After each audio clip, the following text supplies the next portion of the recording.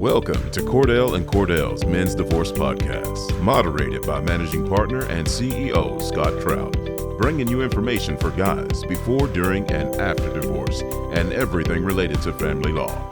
This podcast is not to be taken as legal advice, and no attorney-client relationship is established.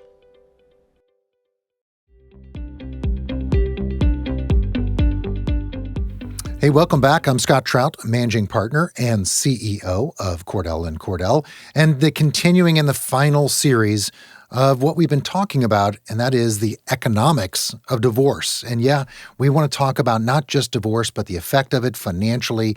As Mr. Cordell and my previous guest, Will Halaz, we've talked a lot about in our continuing series, and that is just let's not focus on what happens in divorce, those technical things, dealing with property, custody, support, looking beyond that and treating that whole issue, the whole body in terms of divorce. And that's kind of what I had said, and I know Mr. Cordell and I talked a lot about, and that is kind of the unwritten secret, and that is what happens after divorce. We really should talk about that, and that's why I'm joined by not only Erin with our Chesterfield, Missouri Town and Country office, but we have a guest today appearing, and Gabrielle, welcome to the Economics of Divorce. Appreciate it. Thank you. Thank you, Scott. Good to be here. Erin, nice to be here as well. Thank you. So we brought Gabrielle because Gabrielle happens to be a lawyer, a certified divorce financial analyst, has a master's in tax, and has written a book that I think is really key and on point.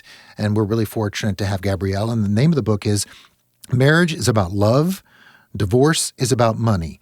The Business of Divorce. And I think it's spot on, Gabrielle. It's amazing. How can they get the book, first of all, before we get talking a little bit about the issue, if anyone wanted? Oh, well, it's on Amazon. Great. You can, and barnesandnoble.com. So you can just in the search bar, put in the title or put in my name, Gabrielle Clemens, and it will come up. And you can buy a Kindle version or you can buy the paperback version. Awesome. So, picking up where we left off, and that is we talked a lot about the calculator, the economics of divorce, retirement/calculator, planner calculator that we posted on our website. And I'd encourage you, if you haven't checked it out, go do so. Watch the last podcast because simply we use some examples. We were talking about there are three parts to the economics of divorce. Part A, which is really staying married. Part B, which is divorce. And then we really were going to get through into Part C today, which are really what are the options that you have when you're dividing your assets, you've made that decision to go through with the divorce, and then obviously your life changes. Your lifestyle may change. That's something you have to think about. And Erin, one of the things we were talking off camera, and that is advising clients about kind of the options. That is, and I know we've talked about this in the first two parts of our series, and that is they can get a better job, making more money. They can get a different job, making more money. They can get a second job, which a lot of clients do because obviously they've just given up 50% or more of their assets and it's impacted their retirement. Or what we didn't allude to, and we were joking offline, marry an heiress, somebody who's got a lot of money, and you don't have to worry about parts 1 and 2. So, obviously, are you talking to your clients about that and giving them some advice about what are the options post-divorce? In my experience, from the very beginning, the first conversation with any client, once you're looking through their property and their assets and their liabilities, it's the first conversation had, is what their life is going to look like. Mm-hmm. And it's the hardest concept from the very beginning. When you have a gentleman come in and all of a sudden what looks great on paper mm-hmm. is going to be in half within a year, yeah. That's a hard pill to swallow. So, of course, there's a lot of questions to be answered on where do I go? What do I do? And you lay out those options, yeah. And they're not attractive. No one wants to hear that they might have to get a second job. No one wants to hear that they have to work longer. But unfortunately, it's the reality of divorce. And my job is to make sure I walk them through that. You can't just leave them high and dry at the end of the case. You got to provide options. You got to refer them to someone like Gabrielle who can help, rebuild their life, because that's essentially what you have to do. It's like I've always mentioned divorce. Our job as family law lawyers is like a doctor. And I was just thinking, we were talking about many of our clients are focused on this cancer in their marriage, and they just want the cancer gone.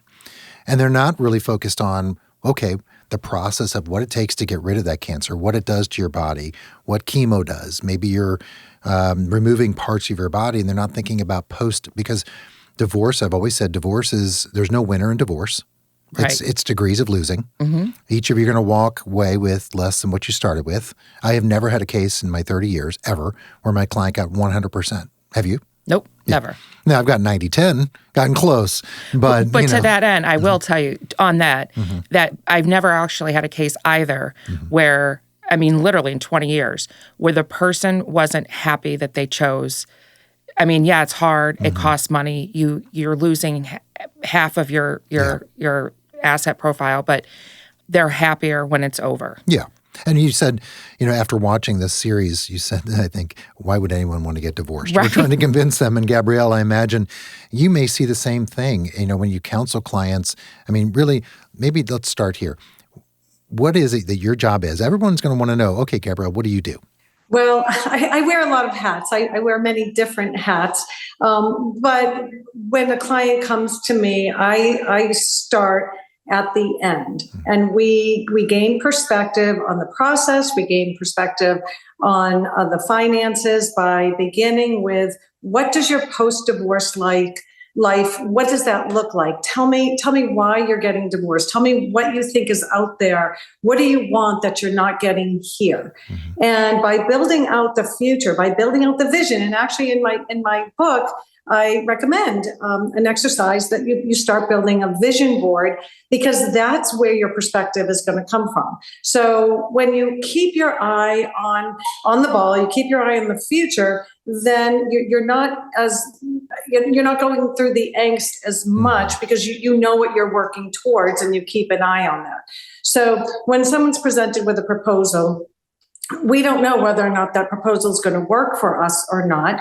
So we put it into our plan, we run the numbers, and we look at the vision and say, well, that actually could work for our vision. And that vision can always change, but it's putting the pieces of the puzzle together for the future that you can do the work and survive and thrive after divorce. So I find it interesting. We've always talked throughout the podcast, not just this series, about utilizing experts and utilizing external resources, whether it be psychiatrists, psychologists, accountants, forensic accountants, whatever it may be, and now really a financial analyst in divorce.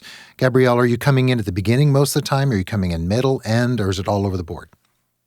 Well, I like to get involved as early as possible. A lot of people contact me first to see what it would look like if they were to initiate a divorce process.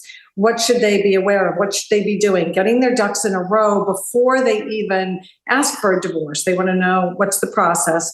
What is the likelihood of success that I'm going to, get 50%, or what is it going to look like on the other side?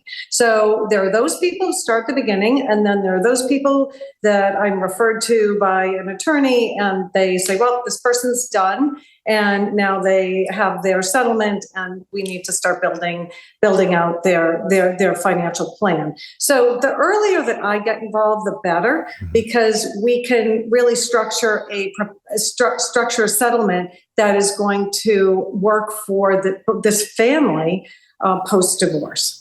And so I was reading just some of your bio, which I find interesting, and it's not just about money.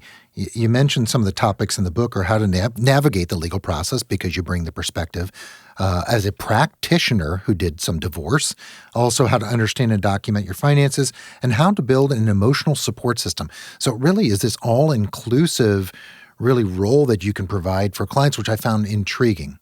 Yes, absolutely. The first step is to get a therapist. So before you hire your attorney, before you put your team together, find a therapist. And in addition to the therapist, because if it's a good divorce therapist, they will have access to, or perhaps have built out, a divorce support group.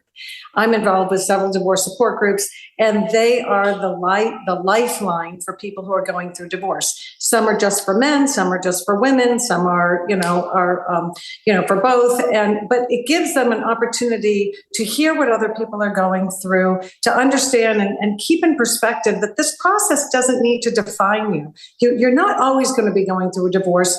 This is something that's happening that will end at some point, and you may not like it. You may not be happy about it, but it's happening. And the best way to understand it is to talk to people who've been through it, people who are going through it, and add that to your list of people on your team to get you through this process. You don't want to be defined as a divorced person, going forward. You have a life. You're going through this process, whether you've initiated it or your spouse has initiated it, and you have a vision for the future. So let's focus on that. Let's get through this process. That's what it is.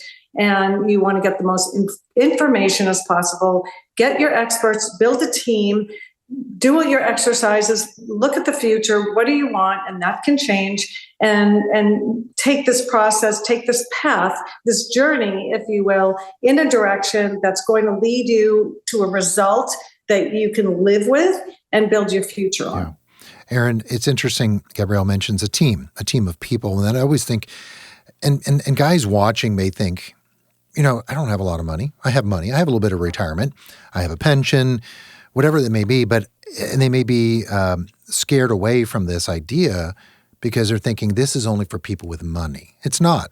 I mean, everybody has to face the economics of divorce, and that things change and you have to change your plan, right? In terms, I don't care if you have a $50,000 or $5 million, whatever it is in an account, it requires a team of people. Divorce lawyer, certified financial divorce or divorce financial analyst, someone who's got that experience, right? Don't you see that as kind of in your experience and practice? Absolutely. I think what Gabrielle said was you wear many hats. Mm-hmm. That's very, very true. I think that's dead on. In addition to the finances, there's the counseling. I mean, I spend a lot of my time just walking someone through that process. When they first sit down, it's like a deer in the headlights because you're explaining to them what's going to happen. I haven't had the experience where people have met with other people before coming to hire an attorney. Mm-hmm. My experience is more that they're sort of vetting right the first time they meet with me as an initial consult, walk me through the process. And it's a daunting process. Yeah. But having said that, you have that team. You have the group of people together. If you don't have to have a financial advisor, if you don't have that much money, mm-hmm. that doesn't mean you're not going to get the help. That's with what our experiences are as attorneys, especially in divorce, mm-hmm.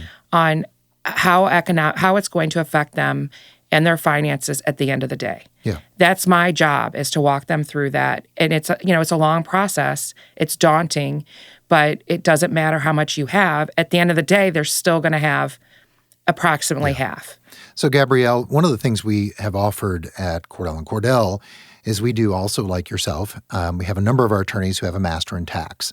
Are you looking at settlement proposals and advising clients on the tax ramifications, meaning that, okay, this asset really isn't worth $100,000 because it's a pre-tax asset when you're giving your wife post-tax? Is that something you also do? Yes, absolutely. What they call tax effect, the settlement. And we also look at the types of assets that you're taking in the divorce. So typically, we equalize the retirement assets as its own category, and then we take the non-tax or the taxable assets. So we have the retirement assets that are non-taxable and the taxable assets. And if there are 1,000 shares of Google, you're each getting 50. It's not you're getting the Google and you're getting the Apple stock, or you're getting this mutual fund and you're getting, the other fund. So it's important to keep in mind the tax ramifications of any settlement, and because it could seriously affect the outcome and your cash flow and what you're really netting out in the settlement versus what maybe you thought you were. Yeah, and when you consider any maintenance proposal, I mean, that's kind of the whole idea is, all right, what do I have left? I mean, that can serve as the basis, especially in Missouri. Other states may differ. Is one of the elements of support is that the client still has to be able to meet their reasonable needs and expenses before they can pay spousal support. So that net effect is also equally important. Oh, I completely agree. And I think if you don't have an attorney that understands the tax ramifications and understands how to offset the assets in order to get that 50-50, that could be really detrimental to a client. That is a huge part of the settlement process, is taxing. What happens? How do I pay? How do I do this apples to apples? Because giving someone part of a 401k versus the equity in the house, that's not a fair settlement. They're not the same. Yeah. And so you have to be able to work through that and hopefully have some advice from a financial expert to ensure that your client is getting a fair deal. Yeah. A great example, Gabrielle, is I had a case where I was negotiating just an equitable payment, just a cash payment to kind of equalize the property distribution. We offered a pre-tax IRA in that amount. They took it, but that $100,000 wasn't $100,000. And so that's kind of the pitfalls for clients. Now, Gabrielle, do you catch yourself, or are you working with the attorneys or the clients, or a combination of both in every case? Yeah, and it's different. It's different in every case. Some attorneys say, just you deal with this and come back with a proposal that makes sense for us. So some of the, I work with a lot of executives who have complicated executive compensation packages, stock options, restricted stock units, incentive stock options. So things can get a little dicey. And with my process, I'm able to deliver back to the attorney a lot of value, saying this is the schedule that these options were granted. This is the strike price. This is the true value. We have a lot of private equity clients as well. So that's a whole different kettle of fish. So I'm working with my client to get to the bottom of the different components of their compensation package or their assets, and working with the attorney. And maybe we bring in a business appraiser. We bring in family inheritance, family heirlooms to be appraised if that's something that's on the table. We work with estate planning attorneys to look at the trusts and how this is all going to play into the settlement as well. So I'm working with, because of my background, I can read trusts, I can read a tax return, I can read a brokerage statement and executive compensation plans to understand sort of what's the bottom line here and what's the best way to divide it, what's on the table and what isn't. So I work with everybody. Do you find yourself, are you testifying as an expert in these cases, or are you just really working with the clients as a kind of? I'm working with clients and attorneys. Yeah. It's been threatened to have me come in as an expert in trial, but it never gets that far. Right. And that's why I was wondering, especially when you're talking about really planning and strategic and really the money itself. I mean, you become the one person that knows intimately everything about that client's financial picture and their ability to pay spousal support. So it is a little bit dangerous, perhaps, as you're getting into it, but the fact that you haven't been called is a good thing, obviously. Well, it's interesting. This morning, I was working with a client projecting out her spouse's need. Alimony is based on need in Massachusetts. And we were saying he doesn't really need it. It doesn't matter that she has the ability to pay. We projected out, we did, we had all the numbers crunched right on paper, right in a whole chart, year by year. What source of income? What about his RMDs? What about all this, the tax effect? And at the end of the day, he still was going to be fine. And she's going to take that into trial with her and her attorney will educate the judge that he doesn't have the need. So it's that kind of support, litigation support, if we're going in that direction, or settlement support if we're hopefully settling. In most cases, settling. It's typical. So, Erin, obviously we're talking about support and trying to determine need, and we talk about the economics of divorce. I mean, obviously you're employing professionals like Gabrielle in your cases when dealing with maintenance, businesses, valuations, economic analysis, trying to determine, as Gabrielle mentioned, need. I'm assuming you've done quite a bit of that. Yes. I find that the maintenance, hiring an expert to do just a maintenance calculation is very, very helpful, because they do get down to sort of the brass tacks of it all and can then present to us. Our rules here in Missouri are very similar. You have to have the need, and the ability to pay, and there's a handful of factors that the court can consider. But that is obviously those two factors, the ability to pay and your need, are the biggest factors. So to turn that over to an expert, have them crunch the numbers, and that's typically with people that have significant assets and income, and have them crunch the numbers to get us the best number that we know where we can start. in negotiating. So yeah, I find using the experts, hiring the experts in those type of cases is very beneficial and helpful. So Gabrielle, I think I read you also have a monthly column, Ask Gabrielle. You can tell us a little bit about that? It's in Boston Common magazine, and people write in and they ask questions, and I respond in the magazine, sort of like a Dear Abby. Yeah, could be Dear right. Gabby. I could be Dear Gabby. I should probably change it to that. Yeah. But it's everything from, what's a quadro?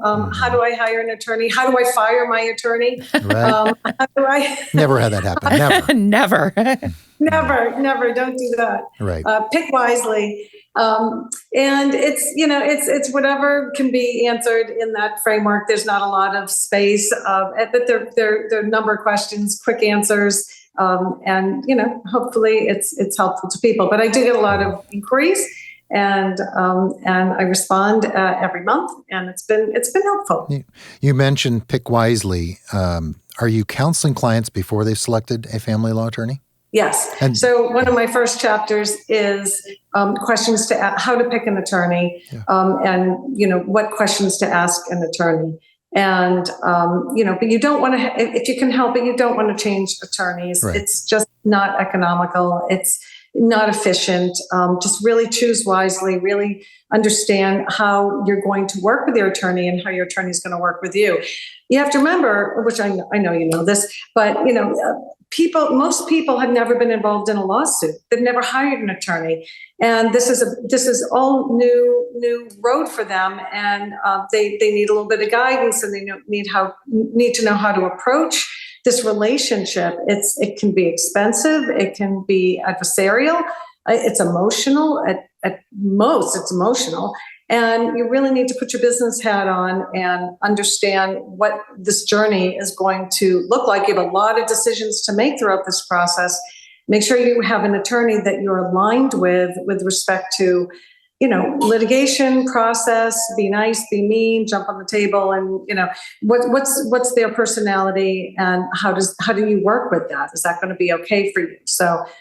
Typically, most of my clients do not change attorneys after having gone through this process, because they choose it right the first time. Yeah, and I think it's a low percentage as well when they come here. Obviously, I just don't see a lot of them changing. Do you?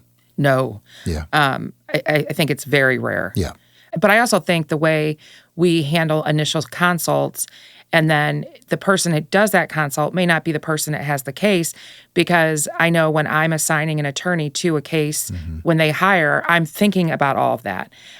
What attorney's personality is going to mesh well with this client, and their expertise, and how many years they've been practicing. And if it's a complex case, I want a lawyer. I want to put a lawyer on it that can handle the case.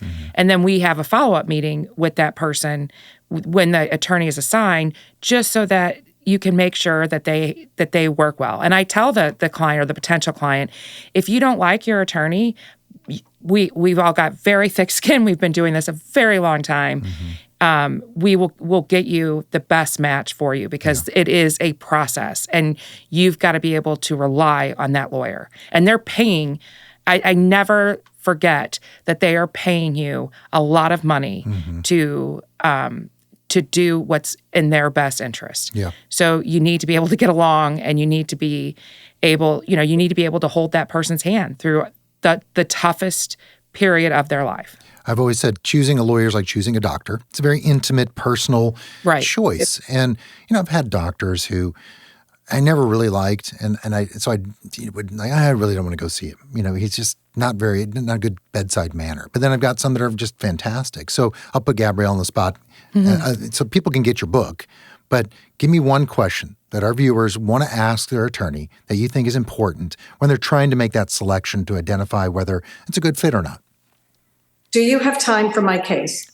That's a good one. Exactly. Yeah. That's exactly right. You consider the attorney you're going to assign it to. Their calendar is just as important as everything else. Will Hollis, who is in our office, he says that he tells clients that you don't want to hand it off to somebody who only has time to put out the fire. That's not good. You want somebody that's proactive because they've got the time. Yeah. Money's So- not that important. I've turned clients away because we're too busy. I'd rather shut the spigot off and say, you know what, if you're still available in a couple months, come see me, but I don't want it because I'm not going to make you happy and deliver the customer service that you're entitled to. Right. Yeah, it's a good one. Well, Gabrielle, how can people reach you, find you? I know we talked about the magazine, we talked about the book, but mention it all. I know they'll have more questions, but I encourage them to go buy the book and get more information too. Sure. www.gabrielleclemens.com, or you can call me at 781-910-4770. And I'll be happy to take your call. But get the book. You might not need me. Find the book. I know I'm going to. It'll be interesting. I love the title. I love the title. Yeah, it's great. Because Very to the point. Yeah, it's great. It's my registered trademark. So I saw the art and I'm like, divorce is about money. I like it. It is.